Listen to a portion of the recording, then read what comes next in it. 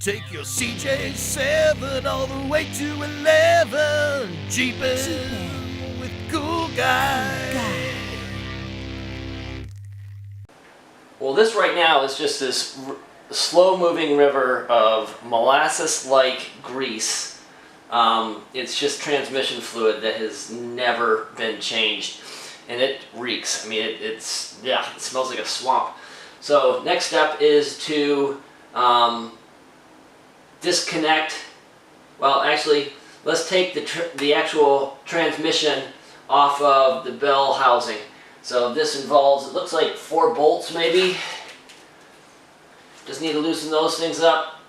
Once we get those off, then we can actually take the bolts, the mounting bolts off of the transmission skid plate, and then we should be able to take this whole T5 right up and out, because that stinks. Wow, that stinks.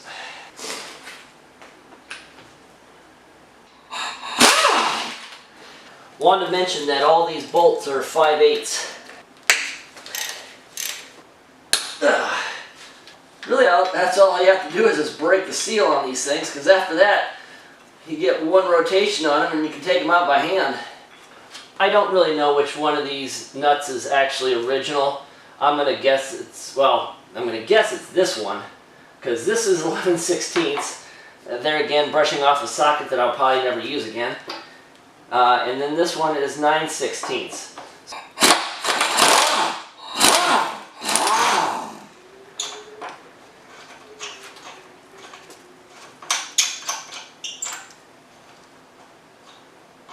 Interesting. So apparently the threads on this thing have stripped through to where the nut doesn't even have anything to grip onto. That's great. I'm going to take a wild guess and say that there's probably a nut on the other side, or a bolt head. Well, it just so happens this is a 5/8 inch bolt with a 11/16 inch head. Okay.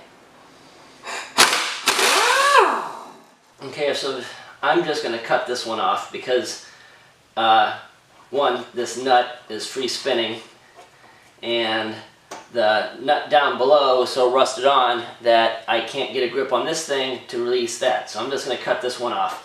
That's perfectly fine. I was going to replace it anyways. While I was down there looking at this one, I discovered that there's 2 mounting bolts that are that come into the bottom of this main mounting plate that has 2 nuts on it. Okay, not what I wanted to see. This is actually a specific type of plate. Like this bolt has a inner housing or an inner lining to it. So that may not have been the best way to go about it.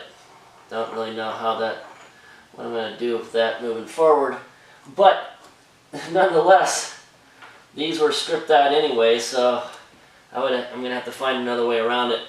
Okay, now that we've got all these things undone, 2 bolts underneath that are right here, or 2 nuts that was taken off. Those were 11/16, I believe.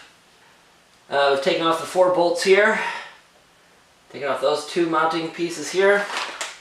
Hopefully this just comes off.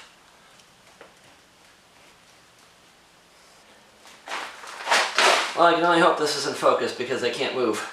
I've unscrewed all of the bolts that went into the frame for the skid plate. 4 of the 6 completely snapped off. That one's stripped.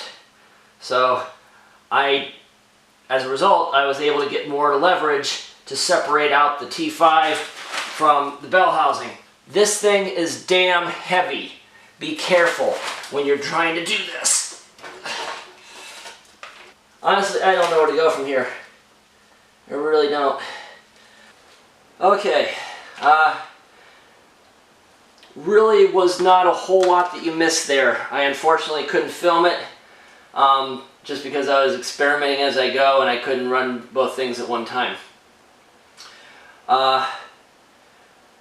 Essentially, the front part of the T5 just goes straight into the bell housing, and I couldn't get it pulled out I couldn't pull it out because the two main mounting bolts that are the bottom part of the transmission mount were not coming out. I couldn't get the angle up. So by pure accident, I tried to lift, I fell a little bit forward, and I actually put my foot down on this thing. Now, I'm getting rid of the skid plate anyways, but what happened was I actually bent the skid plate down.